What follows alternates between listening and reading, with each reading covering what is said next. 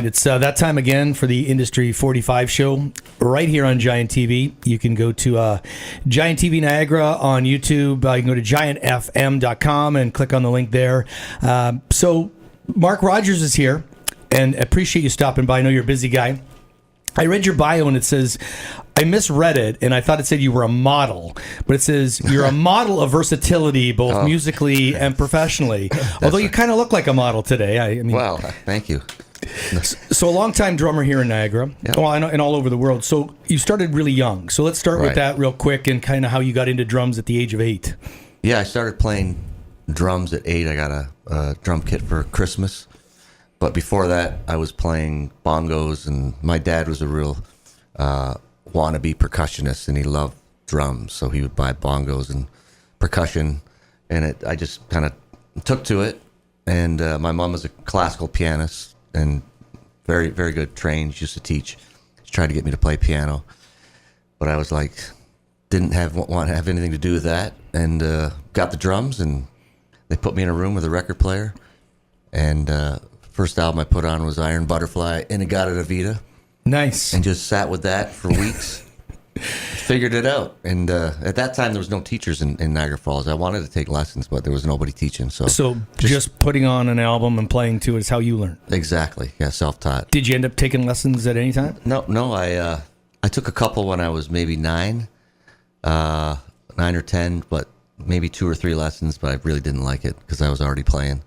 And then when I got to high school, I got involved with the jazz program there, which I learned how to read and that kind of stuff, which was a really good program. So you play left-handed. Yeah.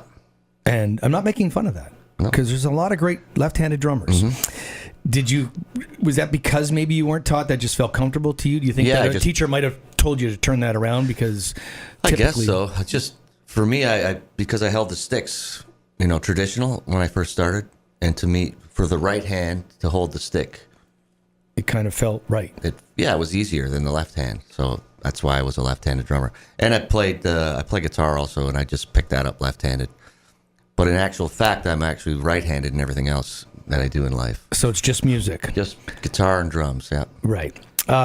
So we're going to start with, we got the idea how you got into drumming. Mm-hmm. What happens next? You join a band in high school? Yeah, I played, in the house with records until I was in high school.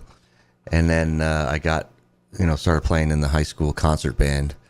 And then also that year, I started playing in a band that the church I went to started playing. We started a little rock band.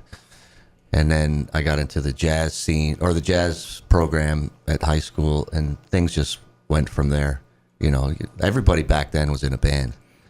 In that era. And you look like you were in a band, apparently. And we're going to throw this up real quick. But one of our producers here, I play in a glam metal band. I know it's hard to tell by the lack of hair.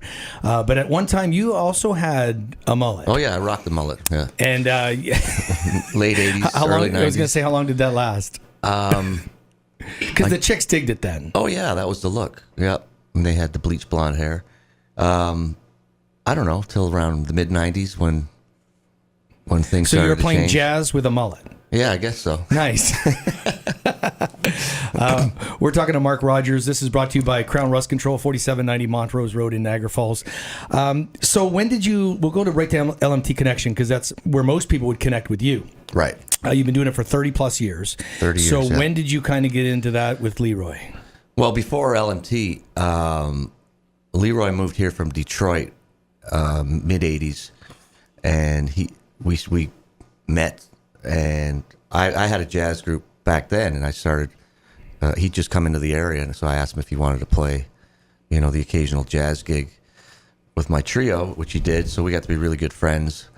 And then he was hired as a music director for a Motown review that was going to be traveling across North America. And through that, he asked me, to play drums in that.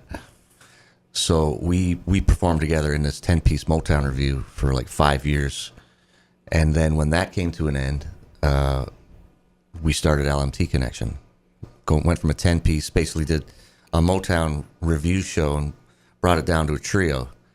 and never looked back. It was just... This might be a silly... What does LMT stand for? I'm going, okay, there's Leroy, there's Mark, and nobody's name starts with T. Well, originally there was a bass player named Ted Waterhouse. So that's how it started. Yeah. Okay. And he didn't last that long because he was living in Toronto at the time. So you can't call it the LMJ now? Well, by the time John came like almost a year later, and by that time we were already established. It was a name, a brand, and we never knew it was going to last that long. So you've been, like we said, around 30 plus years, and you travel all over. Yeah. What's it been like being a traveling musician and making a career out of music, right? Yeah. Because that's one of the big things that you hear is that people get into music and they say, I still need a part-time job doing this because I can't do this full time, and you've managed to do that. Yeah, I was pretty adamant when I finished college. I actually went to college for computer programming. And when I finished that, I was already supporting myself strictly through music, like playing gigs. And, you know, my heart was in music, so I said, I'm going to give myself 6 months to a year to just see if I can do it full time. And this was 1985. And I really had it in my head. I wasn't going to take a part-time job doing anything unless it had to do with music. So I was playing live, I was teaching, and then I was starting to get a lot of studio work. And that led to producing and working in recording studios. So that was my mantra. And to this day, I've never had to take a normal job, so to speak. How often does LMT play now? Usually between, I'd say on average, about 20 gigs a month. 20 gigs a month? Yeah. From here to all over? Here to China, yeah, and back. 3 years ago, I was going to go see you. I've seen you, but 3 years ago, I was going to go see you. You were playing at NAMM. Okay, yeah, we played. And I NAMM remember pretty much every year. seeing, LMT was playing. I'm thinking, is that the same band that's playing out here in Yeah, we've been California? going to NAMM for 20 years, and That's crazy. One thing, it's in January, so it's a great Absolutely break to break up the winter, and we all have endorsements with different companies, so it's good networking. Right. And probably 15 years ago, we started playing there, and then it just led to us going down. Like this year, we went down for 9 days. We ended up getting a few shows in Costa Mesa, just some jazz clubs, and so it's a great part of our yearly itinerary. Yeah. So we were talking about this before we started tape. I saw you. I remember the Double Olive. I'm glad you remember the name because I just remembered the street. Oh yeah. And you guys played there as a house band, did you not? For a while, We played Sunday nights there. In St. Catharines, and then now I still see you play around here once in a while too. Oh yeah. So let's go beyond LMT. So you also have a gospel soul with New World Song. Yeah. Mm-hmm. So speak to me about that and how you got involved with that.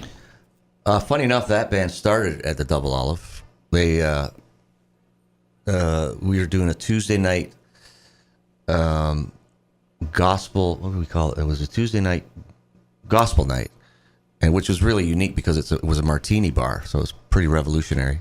And we all liked gospel music, and it was just something that we thought we'd do Tuesday nights for the summer. The guys in the band, Joel Parisian, was a good friend of mine, singer, and I loved his songwriting. So I said, hey, let's do something with your songs on a Tuesday night. So the band came together, good friend of ours, Rich Moore, playing bass, and then... He's traveling all over the world, too. Yeah, he's out with the Tenors now. Yeah. And Josh Toll just came to sit in the first gig we had, because we were going to do it as a trio. And by the end of the night, we just looked at each other and went, wow, that was pretty crazy. Within a year, we recorded our first album. And within 2 years, we'd been signed to a record label out of Nashville and started touring extensively in the U.S., which led to extensive touring in Europe and Australia, New Zealand, Scandinavia. So that just took off. All started very, at the quick. Double Olive. Started at the Double Olive, yeah. Wow. With no intention of doing anything other than keeping that gig for a couple months. And it's still going on now? Yeah. Yeah, we're off to Europe in June. Do a few festivals. That's pretty much what we do now. It's more like festival-based stuff internationally. It's not like touring, getting in the van and driving across America. The other thing I mentioned earlier was sometime later that's when I got to really enjoy and watch you guys play. Yeah. And that's when I got to see you for the first time play live. And you're a teacher. We had talked, you had mentioned that, and we had talked about you playing left-handed. So what's that like being a teacher in that most people probably start playing drums or would start playing drums? Oh, yeah, I'd say 95% of students are right-handed. So. Yeah, is that a challenge for you or? Well, it was. When I started teaching, I was in my last year of high school, and my high school teacher said to me, hey, I've got a couple grade 9 students that are showing some pretty good potential. And you want to teach him? I said, yeah, okay. I'd never taught before, and I hadn't been taught, so I kind of had to. Of course, they were right-handed, so I switched the kit around. But because they were just starting, they were beginners, as was I as a right-handed drummer, I kind of learned how to play right-handed as they did. Okay. So as they progressed, I progressed as a right-handed drummer. And then So you can play both now? now I can play both. Yeah. Not as well right-handed, but I can pretty much play everything backwards. So since this is an industry type based show, if I'm a drummer, I try to be a drummer, but if I'm a new drummer, what do you find is some of the most important things for them to take away as they're learning? Is it rudiments? Is it the right attitude? Is it finding good people to play with? I mean, I know they're all important, Yeah. but as a drum teacher... Well, what I can do as a teacher is teach. I can't teach you to be a musician, because that's something that's artistically within somebody. It can pull it out, but more teaching drums is more of a physical thing. It's like martial arts almost.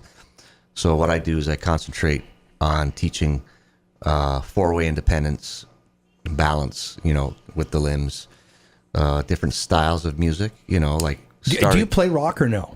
Oh, of course. You do? Yeah, Okay. of course. I've done it. I haven't really been in a rock band, but I've done, as a studio musician, like a lot of different Okay. albums playing rock.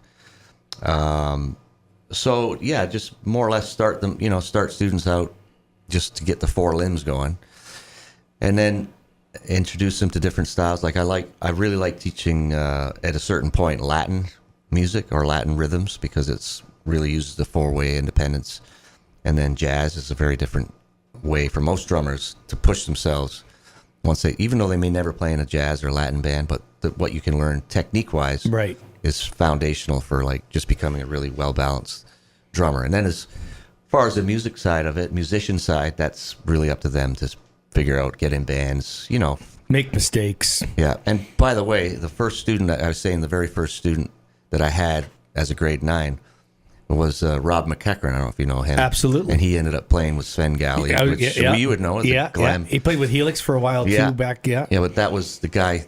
He sort of taught me how to play right-handed. Nice.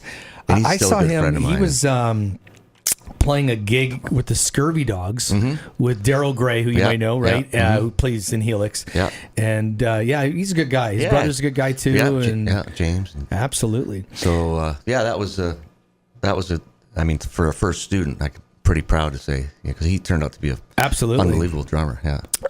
What are some of your influences now? Wow. Now, I mean, I listen to everything.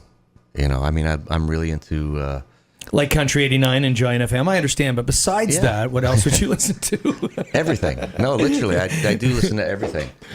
I love a lot of world music. Obviously, I grew up here in Canada, so your first influence is more rock. Sure. And then I got into jazz, which got me into funk. And then from there, it just went, everything.